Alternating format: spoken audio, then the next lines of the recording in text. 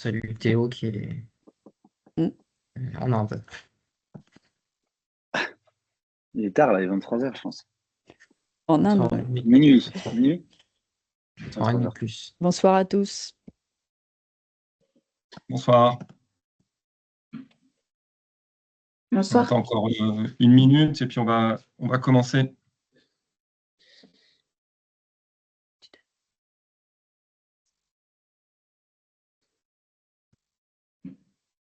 Alors, je vais couper les micros dans un premier temps pour ceux qui sont connectés, mais quand vous voudrez prendre la parole, vous pourrez les réactiver normalement.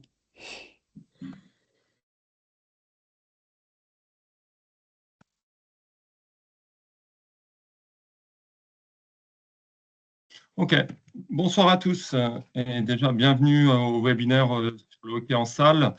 Un grand merci à Corentin et à Victor d'être présents avec nous.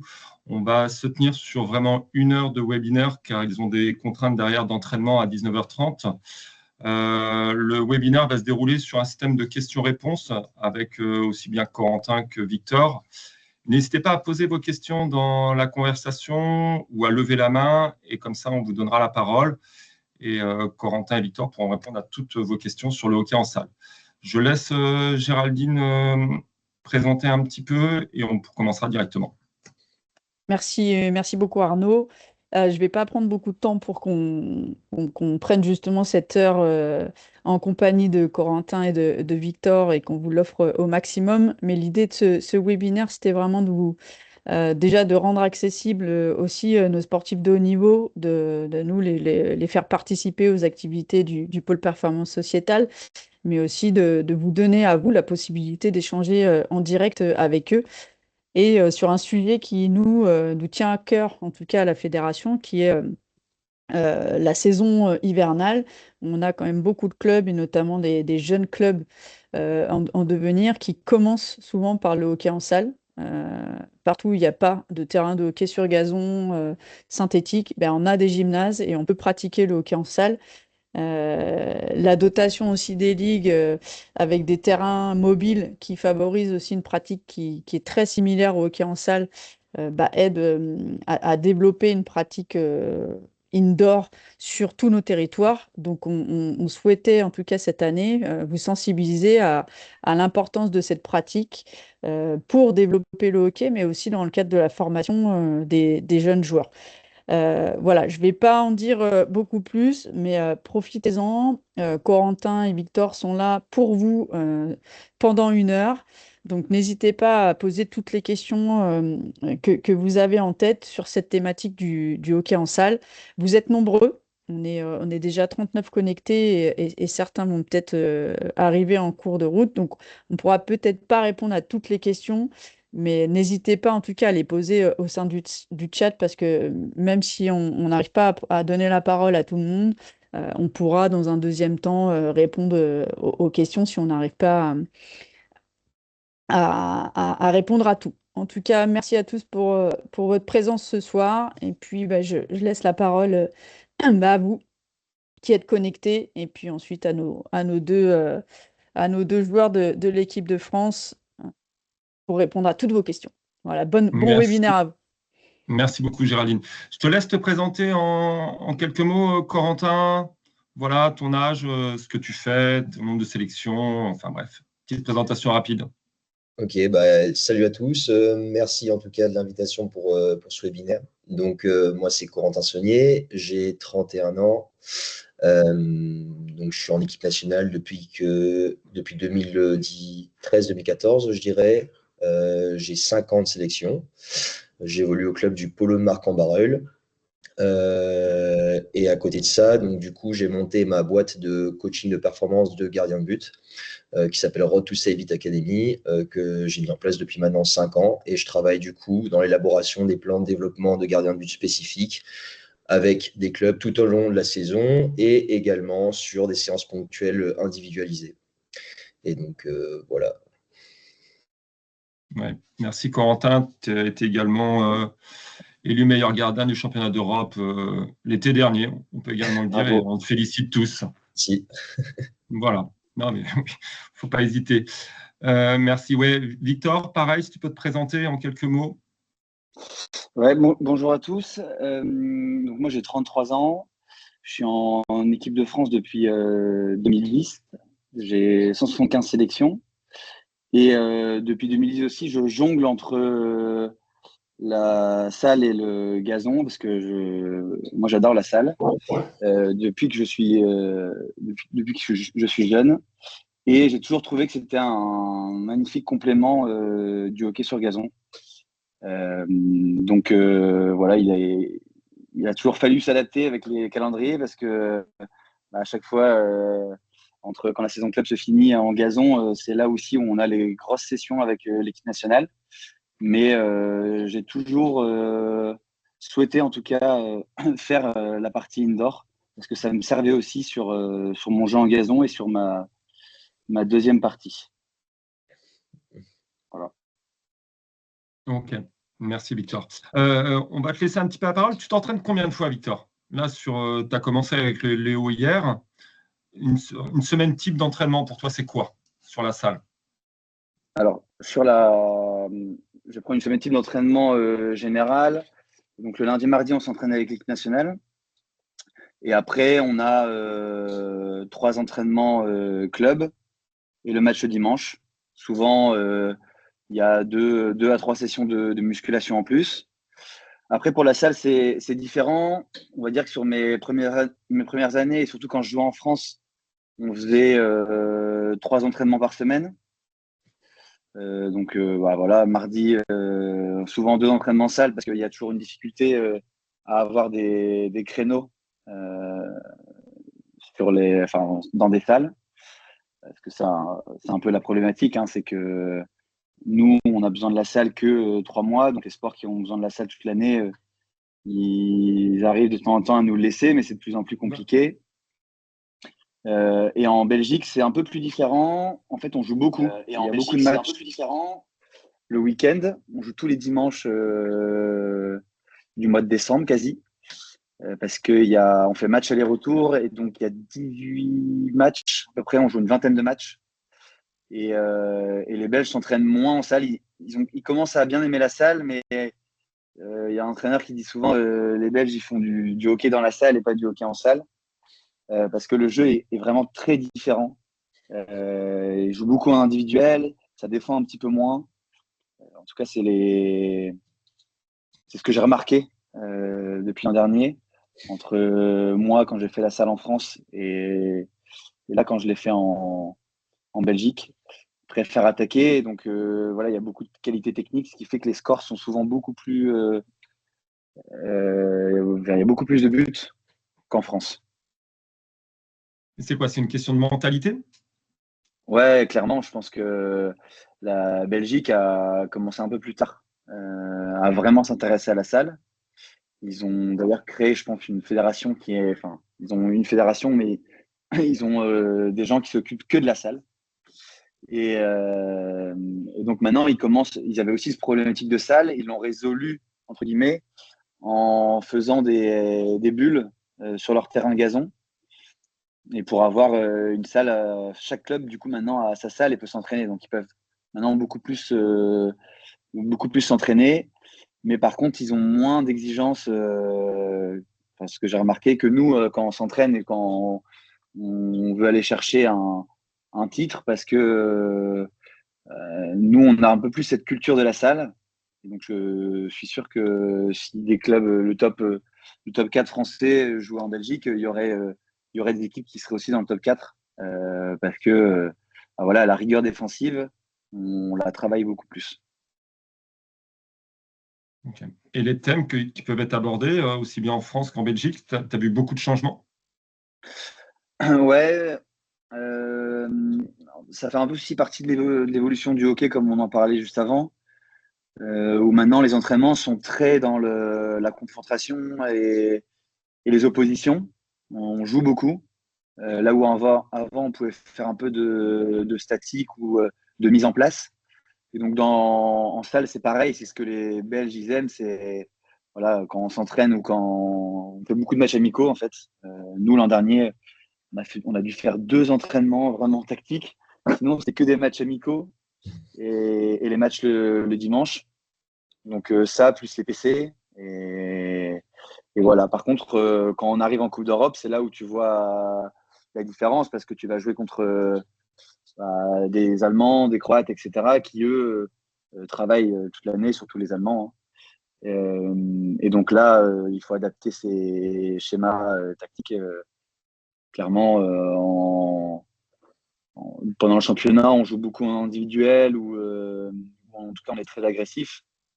Et quand on arrive en Coupe d'Europe contre les Allemands, on n'a pas eu d'autre choix que de faire un dé de 5 bas si on ne voulait pas prendre une branlée. Bon, après, ça vous a pas trop mal réussi quand même, vu le Oui, résultat à la fin. Ils avaient un peu de mal, j'ai senti dans la mentalité, les Belges, à se dire on va faire un dé de 5 bas et on va attendre, mais sauf que c'était la seule solution. Donc, ils ont accepté de le faire sur 4x10. Oui. Et toi, là-dessus, ton regard de joueur français, tu apportes tactiquement Enfin, tu apportes, oui, Ouais. j'imagine, au Léo. Ouais, au début, j'étais un peu frustré parce que on prenait beaucoup de buts. Donc déjà, moi, en tant que défenseur et surtout, voilà, toutes les saisons que j'ai fait en France, c'était un point primordial de bien défendre, de bien appliquer tous nos schémas et d'être très rigoureux. Donc ça, il a fallu un peu lâcher prise parce qu'on marquait beaucoup de buts aussi. Donc ça fait qu'on gagnait les matchs. Mais il y a aussi, comme le championnat est long et qui nous permet en fait de se préparer, voilà, sur tout le mois de décembre, on va dire que on prend nos marques. Et après, au fur et à mesure que les échéances, donc le top 4 arrive et la Coupe d'Europe surtout, là, tout le monde aussi prend conscience que si on défend pas bien, forcément, on ne sera pas champion ou on ne fera pas de perf en Coupe d'Europe. Et donc, ça vient en fait au fur et à mesure de la saison, mais un peu plus tard qu'en France parce que y a moins d'entraînement sur ça, moins de vidéos aussi. On fait quasi pas de vidéos sur le mois de décembre. Et après, commencent à arriver les échéances et là, ça prend en considération ça. Ok. Donc, j'imagine que tu vas voir, hein, pour bien défendre, il faut un bon gardien. Corentin, les caractéristiques pour toi du gardien en salle par rapport aux qualités de gazon, qu'est-ce que toi, tu peux dire de ton poste? Déjà, le truc, c'est que la salle, ça va 2 fois plus vite qu'en gazon, hein. La surface de jeu, elle est beaucoup plus réduite. De mon expérience en tant que gardien, ce qui prime tout de suite, déjà, c'est la lecture, la capacité à réagir vite sur une action de salle, plus par rapport au gazon. Après, il y a forcément le côté. En fait, chaque prise de décision en salle sur un mouvement va dépendre du taux de réussite de son arrêt. En fait. C'est parce que ça va tellement vite que juste un petit déplacement pendant une action à droite ou à gauche peut déjà, alors avant même que la balle soit rentrée dans le cercle, peut déjà déterminer si je vais être dans de bonnes conditions d'arrêter la balle ou pas. Donc, il y a pour moi déjà ce côté-là. Forcément, il y a l'explosivité. Je pense qu'un gardien qui n'est pas explosif, encore plus en salle, ne peut pas être performant. Il y a la souplesse, parce que quand on veut aller chercher des balles dans des coins, il faut forcément être élastique. Si on n'est pas souple, c'est beaucoup plus compliqué. Et enfin, je dirais le côté aussi s'adapter par rapport au système de jeu que fait son équipe, parce qu'en salle, le jeu évolue. On voit aujourd'hui des gardiens qui sont beaucoup plus bas sur les lignes, qui sont beaucoup plus attentistes en salle qu'avant. Et moi, je dirais plutôt que le gardien qui est bon, qui est performant, c'est le gardien en salle qui va être capable aussi de s'adapter au jeu de son équipe en fonction aussi de ses propriétés. C'est-à-dire que s'il va devoir jouer plus haut ou jouer plus bas en fonction du système. Par exemple, Vic qui parlait de D5 bas, ça veut dire que sur un D5 bas, le gardien va être plus bas, alors que sur une individuelle, le gardien va peut-être être amené à être plus haut parce qu'il va être plus amené à jouer des 1 contre 1. Et d'ailleurs, je compléterai aussi, parce que le rôle du gardien, évidemment, en salle, il est encore plus important. On est peu de joueurs et la salle est petite. Donc, l'équipe va défendre vraiment aussi en fonction de la confiance que le gardien va apporter et de la communication, parce que tout va hyper vite. Donc, la communication, elle est hyper importante, même en gazon, mais encore plus en salle, parce que ça va se jouer à rien, à droite, à gauche, etc. Et donc, un gardien qui communique, ça donne beaucoup de confiance à ses défenseurs parce que tu n'as pas le temps de tout voir. Tu dois aussi, toi, parler à tes avants et ton pivot. Et donc, quand le gardien va te dire, ou en tout cas, tu sais que derrière toi, tu as un gars, tu vas défendre différemment. Et après aussi, la confiance que le gardien va te donner en faisant ses arrêts, etc., va te permettre, toi, de défendre différemment. Si tu sais que ton gardien, il est bon sur sa ligne et que il fait un bon match, tu vas peut-être laisser un gars tirer un peu plus en angle fermé. Et donc, toi, tu vas pouvoir couvrir la passe un peu plus. Et donc, ça change beaucoup de choses, je trouve. Voilà, c'est aussi pareil en gazon. Hein. Un gardien qui donne de la confiance, voilà, ça rassure tes défenseurs. Mais en tout cas, moi, en salle, je trouve que c'est primordial parce que ton gardien a un gros rôle.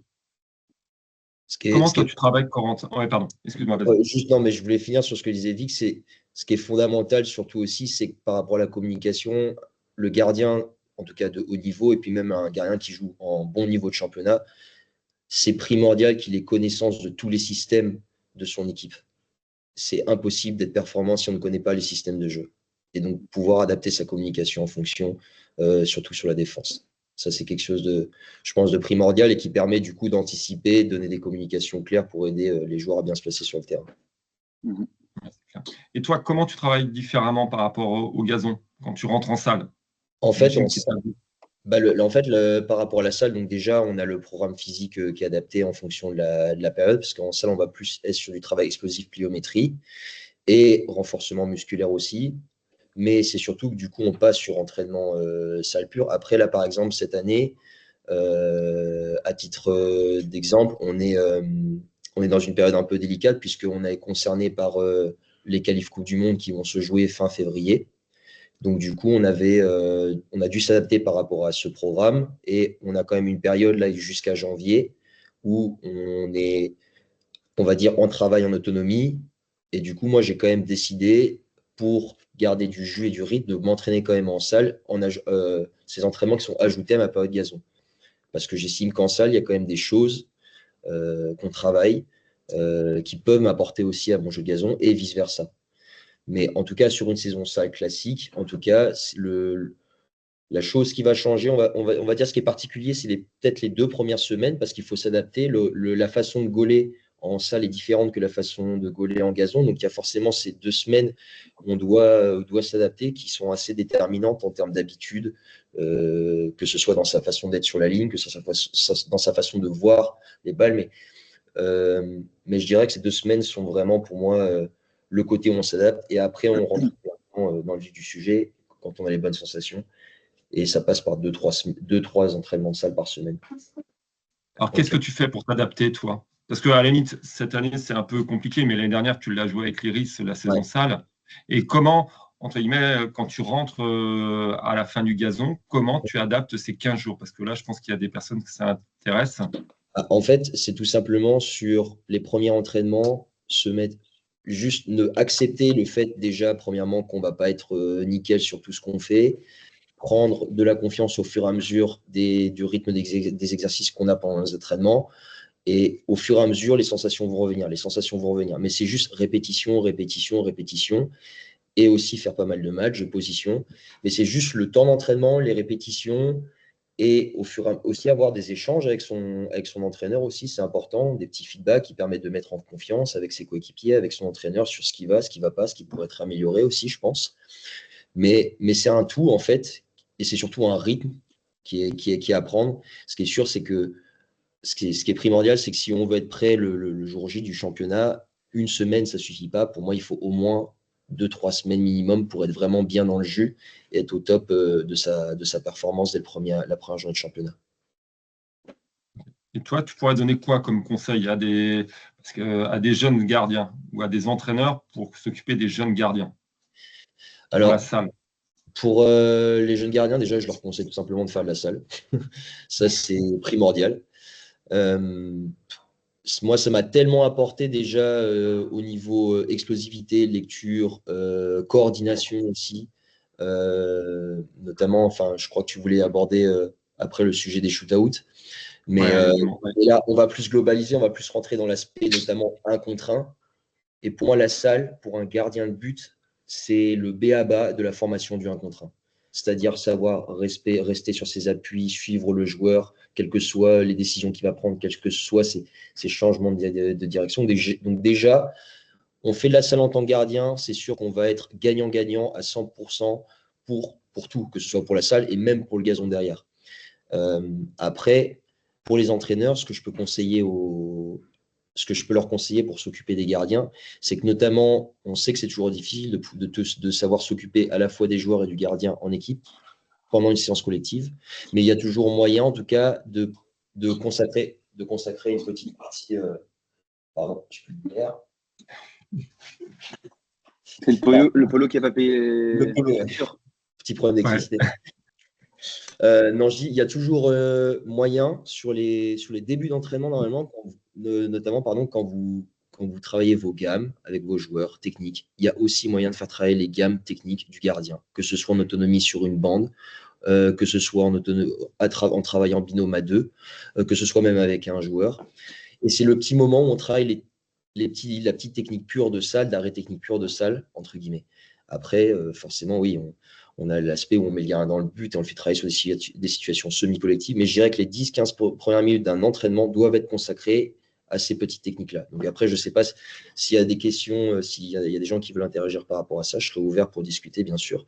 Mais c'est primordial d'optimiser ce petit temps-là, notamment sur les entraînements collectifs.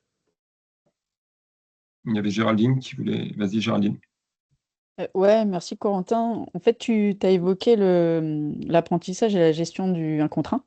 Ouais. Est-ce que tu pourrais, je pense qu'il y a pas mal d'entraîneurs, mais aussi des jeunes qui sont connectés, nous donner un peu les principes du 1 contre 1. C'est quoi les principes pour toi pour bien gérer un 1 contre 1?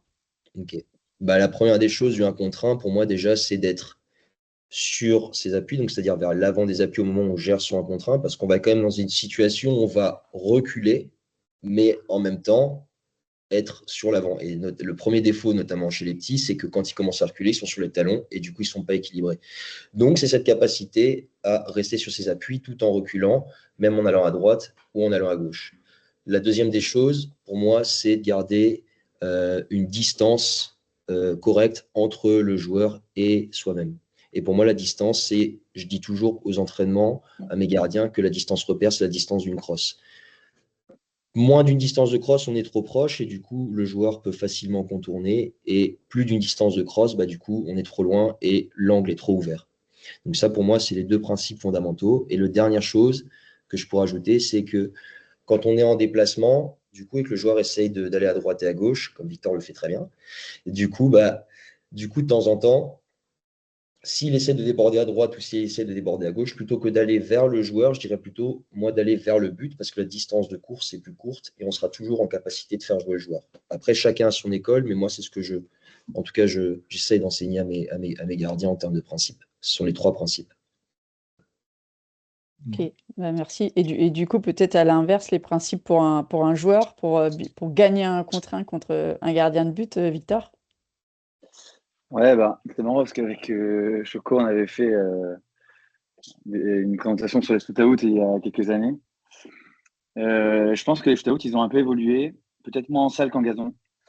Mais en gazon, les gardiens, maintenant, ils commencent à être meilleurs et à connaître un peu quand on se met dos face à eux. C'est pour ça que maintenant, on peut voir aussi beaucoup de joueurs qui reviennent à tirer en face à face et à arrêter de se mettre de dos. Mais ce qui est important, si on parle de l'aspect shoot-out, c'est d'avoir son plan A et son plan B. Parce que si tu y vas et que tu sais pas trop, sauf si au feeling tu es meilleur, mais souvent ça marche à l'entraînement et quand tu arrives dans des situations où c'est décisif comme des demi-finales ou des finales, tu peux très vite du coup tomber dans le stress et là te foirer.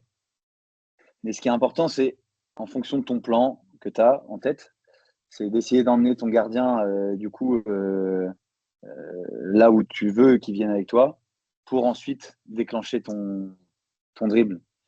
Ça marche aussi du coup quand tu arrives en 1 contre 1 sans shoot-out. Mais en tout cas, moi, c'est ce que j'ai en tête. Souvent, c'est de l'emmener là où je veux qu'il vienne avec moi, de faire mon truc Et là, par contre, si je vois que le gardien bouge vite, si j'arrive à le voir, en tout cas, souvent mon plan B, c'est du coup de tirer là où j'étais. Et l'autre chose, Choco, il en parlait, et ça, justement, c'est là où je trouve que les gardiens maintenant ont évolué, c'est que quand le gardien était vraiment collé à nous, c'était très facile d'aller d'un côté ou de l'autre. Et donc là, quand tu étais dos à lui et que tu sentais qu'il était sur toi, tu savais qu'en te décalant un peu et en tirant, tu allais trouver. Donc ça, c'est valable aussi en 1 contre 1 contre des joueurs. Quand tu es dans le cercle et que tu demandes une balle, si le joueur est collé à toi, tu vas pouvoir très facilement, enfin en tout cas plus facilement, aller sur son pied gauche ou sur son pied droit. Et après, là-dessus, tous les deux, au niveau mental, parce que vous avez parlé des shoot-out, comment vous vous préparez? Parce que ça reste quand même un geste en fin de match. J'imagine que c'est des choses, beaucoup de répétitions. Enfin, comment vous le gérez, votre mental, par rapport à ça?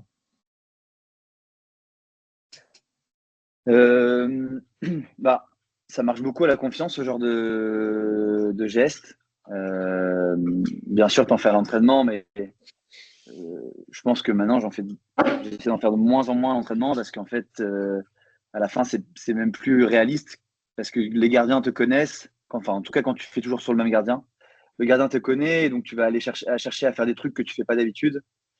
Donc ça, c'est en tout cas moi dans ma façon de travailler. Mais oui, j'en fais beaucoup et je le vois même à l'entraînement quand tu commences à en rater un puis deux. Souvent c'est le chiffre 2. Quand tu en rates deux, ça commence à cogiter un peu. Donc ça c'est dans l'aspect général. Mais après quand arrivent les moments décisifs, bah là c'est là où justement je trouve que le plan A et le plan B sont hyper importants parce que si tu commences à cogiter, voilà, il faut juste se dire bah en tout cas, avoir confiance en ses capacités, arriver, se dire moi j'ai décidé de faire ça, ça ne marche pas, c'est que le gardien il a fait un bel arrêt ou voilà. Mais si tu commences à hésiter, c'est le pire. Ça c'est l'aspect pour le shoot-out, mais c'est aussi comment aborder tous les matchs, si tu es tireur de corner, les corners que tu vas tirer sur des moments importants. Voilà, c'est la clé, le mental. C'est ce qui fait la différence au très haut niveau et pour aller gagner des titres. Donc ça se travaille constamment. Mais en tout cas, avant d'aller, parce que si tu moi, ce que je me dis toujours, c'est que si tu n'y vas pas, c'est sûr qu'on peut pas on peut rien te reprocher. Mais faut bien des gens qui y aillent pour tirer. Mais j'imagine que tu as une routine quand même. Là, tu parles des corners. Quand tu es sur un corner en salle, tu as ta routine. Tu fais tes pas, enfin, tu sais exactement où est-ce que tu veux la balle et où est-ce que tu vas mettre la balle. Ouais, mais moi quand j'étais jeune, forcément quand tu arrives sur des demi-finales, etc., tu penses à beaucoup plus de choses. Et moi je me souviens parce qu'avant la préparation mentale, elle n'était pas autant nommée, elle était un peu taboue. Maintenant elle l'est encore, mais beaucoup moins quand même, grâce aux grands champions de Paris, par exemple, qui en ont beaucoup parlé, hein, les Léon Marchand, Teddy Riner, Antoine Dupont. Et moi, ça a commencé un peu par des phrases, mais je me souviens que quand j'étais dans ces demi-finales ou ces finales, moi, je me disais dans ma tête, il faut que je marque, alors que c'est tout con, mais tu te dis juste, je vais marquer, c'est complètement différent. Et ça c'est ce qui a un peu commencé, le petit déclic il faut aussi travailler le cerveau et pas que physique et la technique. Parce que ça a été à ce moment-là, c'était en salle en plus, je me souviens. C'était mon premier titre avec le Luc. Et, donc cet entraîneur-là, c'était un prof en plus à l'époque, qui m'avait il m'avait fait un petit cours d'1 heure voilà, sur le mental. Et depuis ça, c'était le déclic parce que j'avais mis, je pense, 3 buts en finale. C'était sur des corners. Et je m'étais dit, tu fais ça et c'est tout. Et c'est ça aussi après qui a commencé à me mettre en confiance aussi pour les shoot-outs. Tu fais ça et si ça marche, si ça marche, très bien. Si ça marche pas, tant pis. Mais le pire, c'est de faire son geste à moitié parce qu'après tu regrettes et tu y repenses. C'est ça le pire. Alors que si tu y vas et que c'est tout, tu as pris tes responsabilités, ça marche pas. Tu pourras pas toujours tous les mettre, les corners comme les shoot-outs. Okay. Et à l'inverse, Corentin, toi, sur une série de shoot-out ou sur des corners, parce qu'il y a aussi l'aspect psychologique du gardien qui arrive, qui… Ouais, bien sûr. Sur les shoot-out, comme disait Vic tout à l'heure, déjà, il y a la répétition à l'entraînement. C'est-à-dire, en fait, tout simplement, plus on va être efficace, plus on va sur l'exercice pendant les répétitions d'entraînement, plus du coup, on va prendre confiance en soi, on va être sûr de ce qu'on est capable de faire, on va grandir dans sa tête à ce niveau-là en se disant, en fait, je suis capable de réussir sur cet exercice-là. Moi, je me souviens, quand on avait été vice-champion du monde en junior, donc moi, j'étais numéro 2 sur cette compétition et ma mission, j'en avais qu'une, c'était les shoot-outs. Je n'avais pas forcément travaillé les shoot-outs avant quand j'étais plus petit dans mon club. Mais c'était juste et en plus, c'était le début des shoot-outs, ça venait d'arriver. On n'avait pas trop d'infos sur cet exercice-là. Les gardiens, à l'époque, ils n'avaient pas développé beaucoup de techniques. Et nous, pareil, les joueurs, c'était un peu pareil, je pense. Et ce qui a fait juste la différence, je pense, pour moi, c'est que j'ai pris confiance naturellement, série après série, quand on a fait les matchs de préparation, quand on a fait les entraînements, à me dire que j'étais capable d'être performant sur cet exercice-là.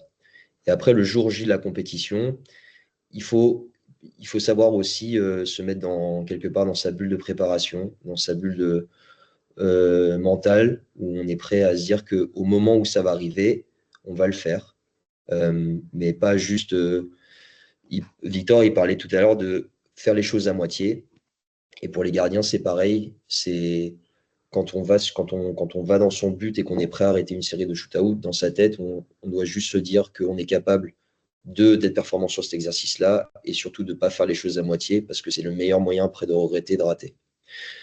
Après, pour les PC, j'avais travaillé avec un préparateur mental quand j'étais à l'INSEP qui m'avait donné des petits exercices, notamment de relaxation mentale avant l'exécution des PC parce qu'il y a toujours ce petit temps de 40 secondes entre le moment où la donne va être effectuée, enfin le moment où on s'habille et le moment où la donne va être effectuée. Et c'est souvent cette période-là où, quand on est gardien, on commence un peu à penser à tout, à cogiter, à stresser un petit peu, parce qu'on sait qu'il y a l'enjeu de l'exercice, on sait qu'à tout moment, ça peut faire but.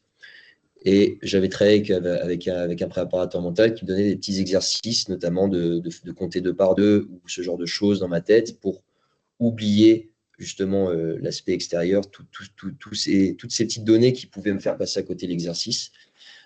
Et après, au fur et à mesure, ça, je l'ai fait pendant 2-3 ans. Et après, au fur et à mesure, la confiance s'est installée. Elle est arrivée au niveau du PC. Et maintenant, sur le PC, c'est plus je dirais une routine que j'exécute. C'est-à-dire qu'à chaque fois qu'il y a un PC qui est sifflé, chaque gardien fait son truc. Mais moi, j'ai toujours besoin d'aller boire une petite gorgée dans ma bouteille d'eau. J'ai besoin de remettre mes guêtres en place. J'ai besoin de taper ma crosse sur la barre transversale. C'est des petits trucs, un peu comme les joueurs font au tennis avant de préparer un service, qui rassurent, qui paraissent un peu anodins, mais qui te mettent dans ta routine tout le temps, parce que c'est le même geste, c'est le même exercice, mais qui te permettent de te mettre en confiance. Et pour moi, je pense qu'un gardien, c'est important aussi qu'il ait cette routine-là sur ce genre d'exo, sur ce genre de phase de jeu, parce que c'est vraiment quelque chose de précis, de direct, de routinier. Et on a besoin à chaque fois de se mettre dans son environnement de confiance dans sa tête pour performer. Je ne sais pas si j'ai réussi à éclairer un peu les gens par rapport à ça, mais voilà. Aussi, carrément. Oui, bien sûr.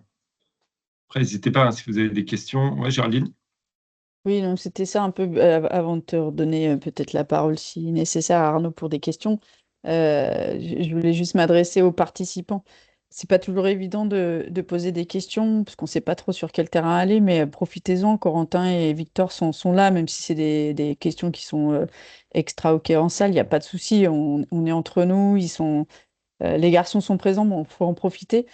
Mais juste pour peut-être vous aider un petit peu, si on a des gardiens de but ou là des joueurs de hockey en salle qui sont présents, vous avez peut-être un geste que vous aimeriez maîtriser qui est spécifique au hockey en salle, une difficulté particulière quand vous êtes gardien de but ou vous ne savez pas justement si vous devez sortir, pas sortir, aller dans le coin, pas dans le coin.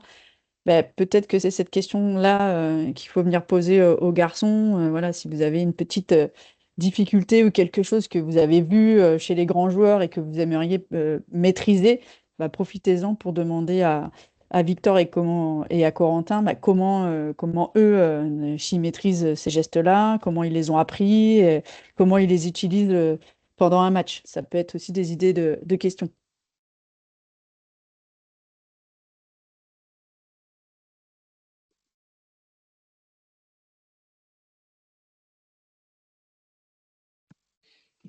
Ah, moi, je me lance alors si personne pose une question. Je ne sais pas si vous m'entendez. Exactement, faut... C'est parfait. Moi, c'est vrai qu'il y a un côté très technique sur la salle. Alors, ça s'adresse plus à Victor. Mais il y a un côté très technique sur le fait de ne pas lever la balle, par exemple, en contrôle, etc., de passe. Il y a aussi le fait de, comme ça va plus vite, d'éviter de faire des pieds dans la zone, etc. Est-ce qu'il y a il y a un côté dans les clubs où on va tout de suite se mettre en situation de jeu, enfin, alors pas tout de suite, mais assez rapidement en situation de jeu. Est-ce qu'il y a plus de gamme, de travail de gamme sur cette technique vraiment en dehors de situations de jeu tactiques? Parce qu'au final, alors je me trompe peut-être, mais la tactique, elle va se mettre assez facilement en salle, mais la technique, par contre, elle demande un travail individuel peut-être plus abouti. Est-ce qu'il y a un travail de gamme? Enfin, comment vous procédez? Ouais, bah, j'allais en parler si personne posait de questions. Et c'est un peu pour ça aussi que moi, j'adore la salle et que je me bats pour que ça reste et que tout le monde joue en salle, surtout quand on est jeune, parce que ça sert à tout le monde. Il y a une fois un Allemand, Tobias Hauke, qui avait fini meilleur joueur du monde et qui avait justement dit l'importance de la salle et pourquoi les Allemands, ils sont toujours très propres dans tous leurs gestes, les passes, les blocages, ce qui est basique, mais ça fait toute la différence. Et je trouve que quand soit on a un petit retard technique ou qu'on est un peu plus faible techniquement, bah, la salle apporte énormément parce que, bah, comme tu disais, tu n'as pas le droit de lever la balle, ça va plus vite, tu ne dois pas faire de pied et les distances sont courtes, il ne faut pas mettre la balle faut pas faire de forcing, etc. Et donc ça pour un jeune, c'est hyper important. Et moi, je le vois chez les jeunes parce que j'ai un peu entraîné des équipes U16. Les joueurs qui font pas la salle et ceux qui font la salle, et un même joueur, même niveau technique, en novembre, qui reprend en mars ou en février, le joueur qui a fait la salle sera forcément meilleur dans ses basiques, en tout cas sur le premier mois ou les 2 premiers mois de gazon. Et ça, je le confirme aussi parce que moi, je suis souvent beaucoup plus en confiance dans mon jeu et meilleur en deuxième partie qu'en première partie. C'est au-delà du fait que j'adore la salle, euh, ça me permet d'être beaucoup plus en confiance dans mon jeu en deuxième partie. Et c'est souvent aussi là que que c'est décisif. Hein, c'est là où tu as en deuxième partie, tu as les finales, les échéances, etc. Et pour la question technique des entraînements, alors je mets un peu la Belgique de côté parce que ils sont moins à faire des gammes, en tout cas sur les clubs, hein, parce que leur équipe indoor s'entraîne 2 fois par semaine. Mais nous, quand on s'entraînait, effectivement, comme Choco disait, la première, deuxième semaine, tu fais les trucs basiques. Donc, lui, il parlait pour les gardiens, mais pour les joueurs, c'est pareil. C'est passe loin dans le coup droit, passe sur le revers, on doit le baisser pour la faire revenir en une touche sur son coup droit, passe à 5 mètres, pied gauche, et on essaie de faire le plus vite possible. C'est deux joueurs qui commencent côté bande, qui font une petite passe, l'autre qui se baisse juste pour bloquer la balle, marche arrière, bloquer la balle et qu'elle ne se lève pas, que le joueur la mette bien, etc. Donc oui, quand on arrête le gazon et qu'on reprend la salle, si on a le temps, il y a 1 ou 2 semaines où on enchaîne les basics pour éviter de lever la balle, pour reprendre les bons gestes, etc. Et ça se perd, quoi qu'il arrive, pour le gazon. J'espère que j'ai répondu à ta question. Ouais, merci, parfait. Merci.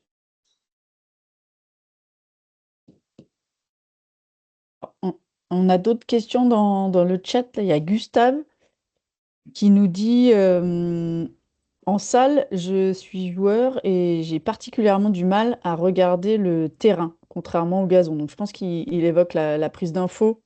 Et comme on est un peu très vite sous pression du fait de la taille de la salle, c'est peut-être difficile de lever la tête. Est-ce que vous auriez des conseils à donner à Gustave?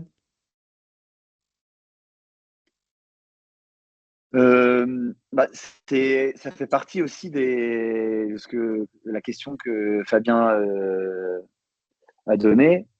Ça fait partie, il y a tout l'aspect technique pour un joueur et se développer techniquement, mais il y a tout l'aspect aussi prise de décision, vitesse dans la prise de décision qui est important parce que en salle, encore plus qu'en gazon, si on met la balle dans le gant, tu prends une carte et tu es dehors. Donc tu peux pas tirer fort d'un coup parce que sinon tu peux être exclu. Donc du coup, tu dois essayer de réfléchir encore plus parce que tout est réduit.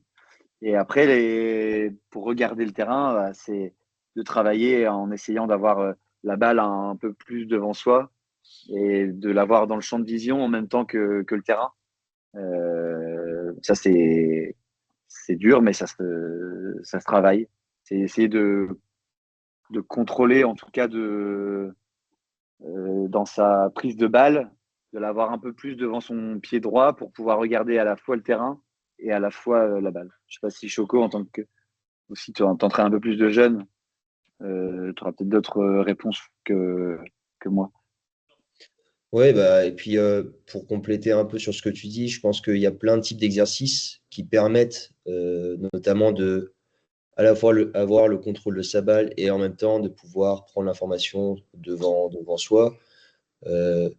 J'en ai un type par exemple qui vient en tête tout de suite, c'est un exercice où on va partir dos tourné, on va devoir se retourner, on a des plots de couleurs qui vont s'afficher et on a des portes. On a des portes qui sont assignées à chaque couleur. Et au dernier moment, en regardant ces couleurs-là, on doit traverser dans les portes de la bonne couleur. Donc il y a un exercice en même temps de contrôler sa balle et en même temps de regarder devant pour ensuite savoir où aller. Et tous ces types d'exercices-là, répétition après répétition, dans les entraînements, vont permettre, je pense, de développer cette capacité du coup à pouvoir ne pas regarder regarder ses pieds, mais à la fois sa balle et en même temps devant soi. Et c'est aussi énormément un travail de vision périphérique, notamment nous on travaille avec les gardiens aussi. C'est cette capacité à regarder en vision directe la balle, mais aussi ce qui se passe autour, parce qu'il n'y a pas que la balle, il y a aussi des joueurs, des attaquants qui peuvent arriver en déviation à droite, à gauche, ou faire des appels pour d'éventuelles passes en plus. Et ça se travaille aussi sur ce genre d'exercice. Ouais, après, sur cette question en termes d'entraînement, au hockey en salle, on est sur une gestion justement de l'espace et du temps. Plus on va se donner de l'espace, plus on va se donner de temps pour lever la tête et regarder ce qui se passe autour. Et comme l'espace est petit, c'est pas toujours évident justement de prendre cet espace, mais en tout cas s'éloigner le plus possible de l'adversaire. Ça nous permet justement de limiter la presse directe. Et puis, le fait aussi, comme tu disais, Victor, de placer ses appuis de manière à pouvoir et voir la balle et voir le jeu devant soi. Ça, c'est essentiel. Et nous, on le corrige beaucoup chez les jeunes. Alors, on ne fait pas d'équipe de France de hockey en salle, mais c'est la même chose sur gazon, de modifier les prises de balles, notamment au niveau des appuis, de ne pas être en prise de balle toujours dos au jeu. Ça, c'est important de le travailler dans les clubs, cette capacité justement à prendre les balles, appui ouvert, tourner vers le jeu, pour prendre le plus d'infos justement possible, tout en maîtrisant son geste technique. Si je continue dans le chat, on a une question un petit peu similaire parce qu'on a Sandrine et Elodie qui demandent des infos au niveau du vocabulaire et du lexique un peu spécifique au hockey en salle. Et Sandrine, c'est plus en termes de vocabulaire spécifique différencié de la salle et du gazon. Et Elodie, c'est plus... alors, elle s'adressait plutôt à toi, Corentin. C'était comment tu définis ton lexique de communication en fonction de l'équipe avec laquelle tu joues. Donc là, elle dit équipe de France et club du polo. Est-ce que tu as le même vocabulaire ou est-ce que tu es obligé de le faire évoluer? Pour moi, le vocabulaire, il est le même. Les bases du vocabulaire restent la même. C'est-à-dire que quand je communique en match, déjà, on est plus sur de la communication qui va permettre de donner des infos type plus de direction pour les joueurs, de telle manière à ce que les joueurs puissent s'adapter assez rapidement s'il y a un joueur à prendre au marquage ou s'il y a une passe à couper. Et donc, le principe de communication reste la même, c'est-à-dire, première chose, un prénom pour déterminer à qui je parle, et dans un deuxième temps, une direction, parce qu'on n'a pas le temps de raconter sa vie pendant une action. Il faut que ce soit clair, net et précis, et que ce soit rapide, et que tout le monde comprenne. Il y a beaucoup de moments où les joueurs ils peuvent être amenés à des situations où on ne va pas forcément comprendre ce que dit le gardien, mais ça passe par l'entraînement. Pendant les entraînements, c'est les échanges qu'on a avec ces joueurs où on va se dire, OK, toi, Corentin, ou toi, n'importe quel gardien, comment tu définis ta communication? Comment tu vas m'indiquer si un joueur est dans mon dos à gauche ou un joueur dans mon dos à droite? Comment tu vas m'indiquer si c'est une passe à couper ou si c'est un marquage à prendre? Mais pour moi, les fondamentaux de la communication, que ce soit avec l'équipe nationale ou que ce soit le club, ils restent le même. Parce qu'à un moment donné, quand je suis dans mon match, je n'ai pas le temps de me dire, là, je suis en équipe de France, je dois parler de telle manière, et là, je suis en club, je dois parler de telle manière. J'espère que j'ai répondu à ta question. Ouais, pour compléter, c'est ça. La communication la plus simple, c'est la meilleure. Droite, gauche, derrière, etc. C'est ce qui, que ce soit en gazon ou en salle, on n'a pas le temps. Donc, c'est ça. Et je compléterai aussi sur ce que Corentin a dit au début, de connaître les systèmes de jeu. Parce que en connaissant les systèmes de jeu, que ce soit des joueurs, ça répond aussi à la question de Sandrine, ou des gardiens, ça permet d'avoir confiance en sa communication et en ce qu'on va dire. Parce que si on connaît mal les systèmes, et que du coup, d'abord, on va se dire, ah, mais on est en individuel ou on est en zone, etc. Du coup, on va pas oser parler parce que sinon, on peut dire n'importe quoi. Alors que quand on est sûr et on a une grosse connaissance de tactique, du coup, ça donne confiance et ça nous permet de parler beaucoup plus facilement. Et ça me fait penser, par exemple, l'année dernière, je jouais donc avec l'Iris en salle. Et en salle, il faut être sûr au niveau des systèmes. Parce que ce qui peut se passer comme problème, c'est que si on donne une communication, mais qui soit à l'inverse du principe de jeu. Moi, j'avais un système défensif qui était clair, et c'est-à-dire que mon arrière droit, je devais lui donner une info claire avec une zone de jeu à couper, mon arrière gauche, une zone de jeu à couper. Et si je ne suis pas en connaissance de ce système-là et que je donne des contre-informations, du coup, on va à l'encontre du principe de défense, et du coup, c'est là où on peut mettre son équipe en difficulté. Et merci. On a une autre question de Thomas qui nous dit, voilà, dans son club, ils ont des disponibilités de salles qui sont très limitées. Et donc, il demande votre avis sur ce qui est à privilégier ou non. Est-ce que pour vous, pour faire progresser les enfants, c'est préférable de faire des exercices techniques un peu analytiques ou de privilégier l'opposition et les matchs? C'est une bonne question. Ouais. Je pense qu'il y a pas l'un ou l'autre à privilégier parce que, sauf s'il y a beaucoup de matchs de confrontation dans le championnat, mais parce que quand tu fais du jeu, tu travailles aussi beaucoup techniquement parce que tu te mets dans des situations qui sont pas préparées. Quoi qu'il arrive, il va y avoir dans des oppositions ou des matchs des situations où la balle elle va arriver d'un coup sur ton revers et voilà. Donc tu vas progresser aussi techniquement. Donc ouais, c'est dur, mais c'est les deux. Il n'y a pas l'un ou l'autre à privilégier, je trouve. Alors, on a une autre question de Florian qui est assez intéressante. Alors, c'est pour vous deux, mais je vous la lis. Donc, pour Victor, c'est sur les PC. Est-ce que tu préfères les tirer avec un bloqueur ou contrôler la balle toi-même, côté droit, et tirer directement? Et il voudrait que tu expliques un peu la différence d'exécution et de rapidité sur ce geste. Et pour Corentin, est-ce que ça change justement quelque chose pour toi de défendre d'un côté si la donne est donnée à droite ou si la donne est donnée à gauche? Tu veux répondre d'abord ou... Vas-y, vas-y.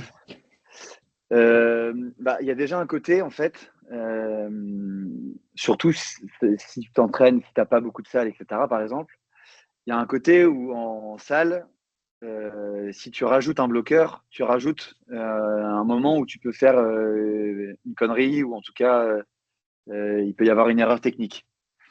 Parce que du coup, là, il y a la donne, le bloqueur qui doit être bon, puis après le tir. Après, ça dépend effectivement des préférences des joueurs. Nous, une fois, il y a un Russe qui jouait avec nous il y a 2-3 ans en salle. Et lui, sur corner classique, on va dire, il était monstrueux. Donc, lui, on le faisait tirer en classique. Mais maintenant, de plus en plus, on le tire de l'autre côté parce que du coup, il y a cette donnée technique qui rentre en compte et qui est quand même pas négligeable. En gazon, on fait souvent aussi des changements en fonction des donneurs qui sont sur le terrain, des bloqueurs, des tireurs. En salle, déjà, tu as moins le temps et tu as aussi moins de joueurs. Donc, voilà, si tu as un très bon bloqueur et que ton PC numéro 1, c'est le classique, bah, tu es un peu emmerdé. Donc, voilà. Mais sinon, moi, je préfère tirer effectivement en inversé, de prendre la balle. Mais pareil, un très bon inversé, ton donneur est aussi très important. La salle est aussi importante. C'est pour ça que les Allemands sont très bons parce qu'ils s'entraînent souvent sur le même revêtement. Et donc, ils arrivent à se donner la balle en inversé sur le pied gauche, ce qui fait que le tireur, dès que la balle est donnée, il peut rentrer dans le terrain et gagner du temps sur son tir. Parce que toute la différence d'exécution entre un classique ou un inversé, voilà, il y a la vitesse forcément. C'est que sur l'inversé, oui, tu peux bloquer la balle, puis après tirer, mais là, le gardien, il peut vite être sur toi. Si tu arrives à justement prendre la balle, rentrer dans la zone avant que la balle arrive, là, tu gagnes énormément de temps. Et donc là, le gardien, il n'a même pas le temps de sortir de 3 mètres, tu as déjà envoyé. Donc voilà, c'est ça un peu les différences entre les deux. La rapidité, il n'y a pas. Tu peux être plus efficace sur le classique que sur inversé dans l'exécution. Voilà, moi je mets surtout pour les jeunes, je préconise quand même l'inversé parce que tu enlèves cette difficulté-là du blocage. Peut-être, je vais te donner la parole, Corentin, mais juste, j'ai vu que dans les participants, on avait Guénel Dutel qui était connectée. Et elle, à l'inverse, c'est plutôt une spécialiste du corner classique. Donc, Guénel, si jamais tu veux prendre la parole pour en parler, n'hésite pas à ouvrir ton micro. Je vais répondre du coup à la question de Florian, parce que je crois qu'il avait posé une question sur le fait si ça change ou pas quelque chose de côté le PC.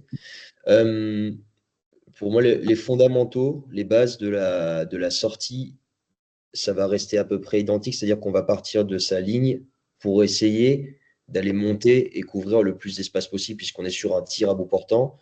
Donc, forcément, on va essayer d'être le plus haut possible en termes de position.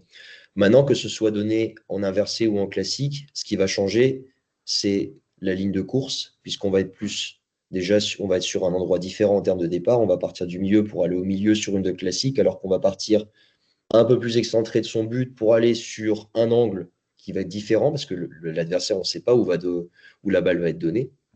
Mais sur la base, c'est-à-dire partir du but, on va être sur les mêmes bases pour le sprint, c'est-à-dire aller chercher, on va essayer d'aller chercher le maximum de distance possible sur les 2-3 premiers appuis en termes de poussée explosive. On peut également utiliser sa crosse au sol pour avoir un bon appui. On peut utiliser le poteau gauche, notamment quand c'est donné en inversé, pour essayer de se donner un appui en plus.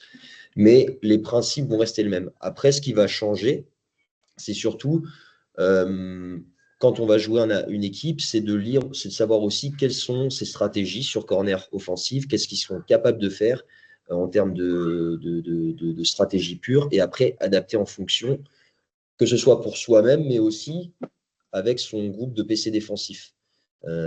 Notamment, par exemple, s'il y a une équipe qui est capable de jouer plus souvent des tirs directs, on va essayer d'avoir peut-être une position un peu plus haute en tant que gardien de but pour essayer de couvrir le plus de surface possible. Mais par contre, si on a une équipe qui est plus à même de faire des combinaisons, peut-être du coup varier sa distance pour pouvoir intervenir à la fois sur le tir et sur la combinaison.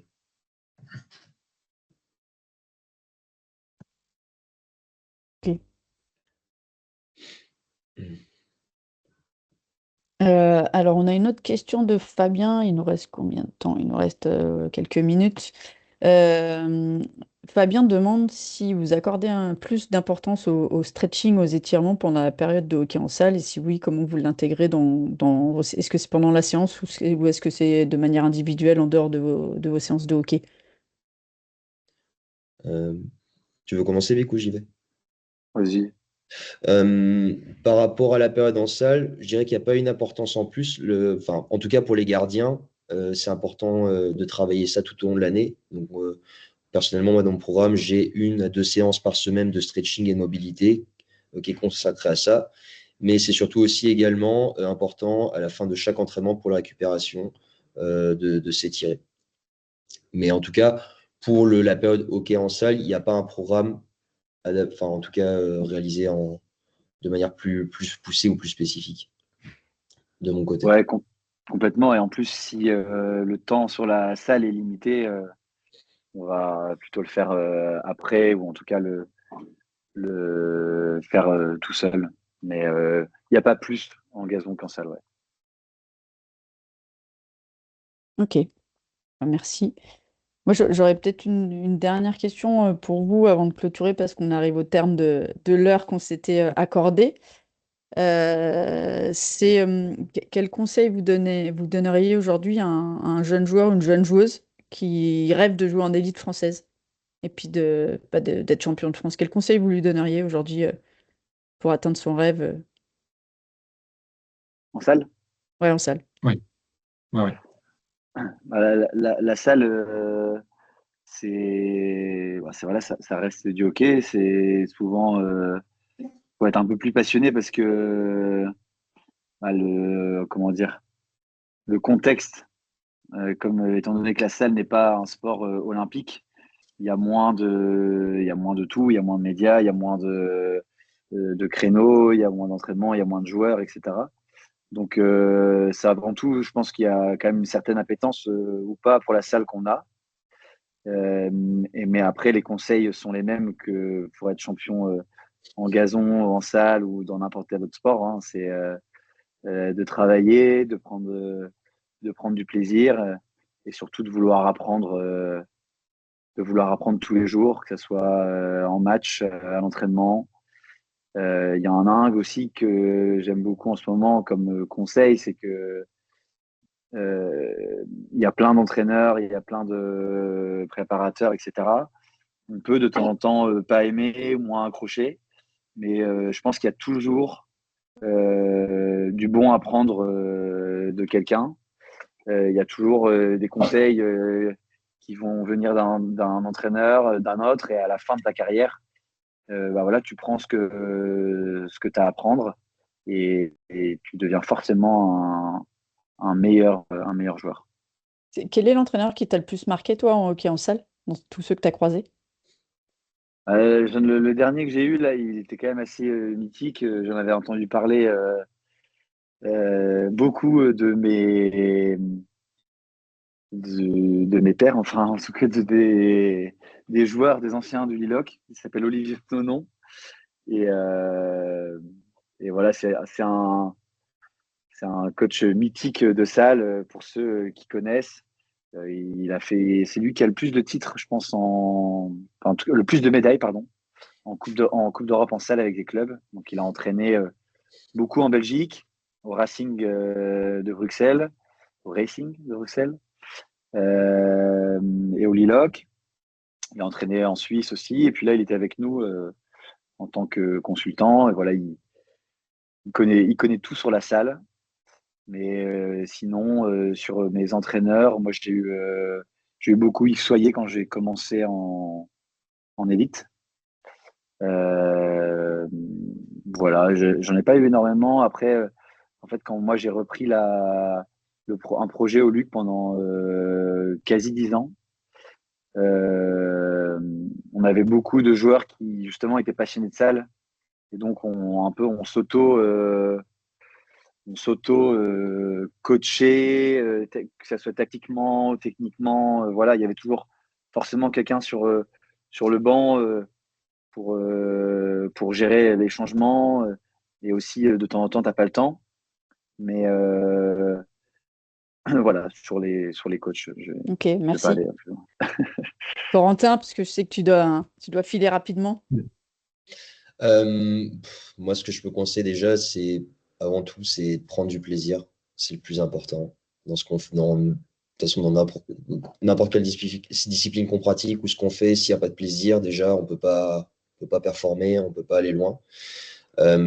Forcément, je ne peux que conseiller aux gardiens de faire de la salle parce que on touche beaucoup plus de balles, on s'amuse plus, on s'éclate plus en salle forcément qu'en extérieur. On est beaucoup plus mis en exposition, on rigole plus. Donc voilà, moi je ne peux que conseiller aux jeunes petits gardiens de pratiquer et ça peut que apporter à tous les niveaux en plus, que ce soit en salle ou même pour le gazon. Donc voilà quoi. Après, pour un entraîneur qui m'a marqué Ouais, la même en question. salle, moi je dirais sans hésiter l'entraîneur qui m'a mis au hockey, qui s'appelle Thierry Garcia, qui vient de Primrose. Donc c'est lui qui m'a fait découvrir le hockey déjà tout court. Et puis après, on faisait beaucoup plus de hockey en salle, au plus quand j'étais jeune, quand on n'avait pas forcément un championnat qui avait beaucoup de clubs dans la région bordelaise déjà à l'époque, mais on faisait beaucoup de salles. Et c'est lui qui m'a donné goût à ce sport-là. Donc je le remercie parce que c'est vraiment un très très beau sport qui apporte beaucoup de belles valeurs et qui est vraiment super à jouer, quoi. Il appréciera Thierry Garcia appréciera que tu l'aies cité, je pense. Carrément, je pense aussi.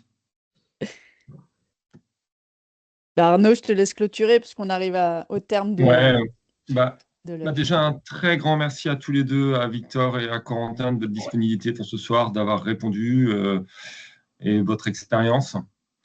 Voilà, on va vous souhaiter le meilleur, aussi bien en salle qu'en gazon. Il y a des Merci. belles échéances qui arrivent, ça c'est sûr. Et puis, comme vous l'avez dit, et je pense que c'est aussi ça qui est important dans notre hockey, prendre du plaisir. Prendre du plaisir avant tout, parce que je pense que vous le montrez encore.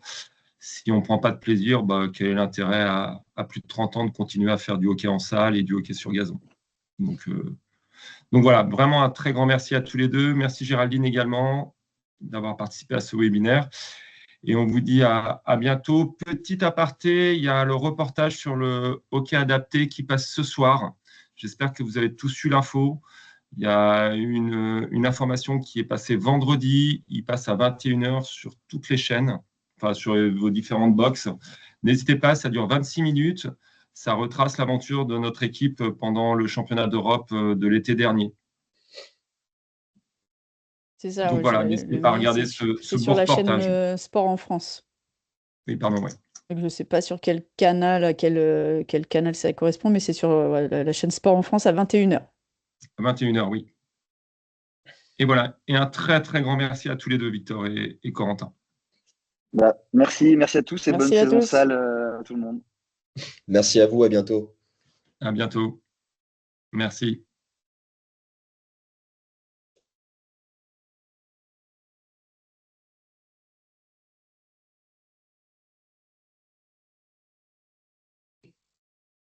Merci à tous, c'était sympa et je pense à refaire. La salle, il y a tellement de choses à dire, je pense. Donc, à refaire le webinaire sur la salle. Bonne soirée à Merci tout le monde. beaucoup, Christophe. Merci, Christophe. Pas de soucis, GG. Salut Arnaud. Bye bye. Bonne soirée. Salut, à bientôt.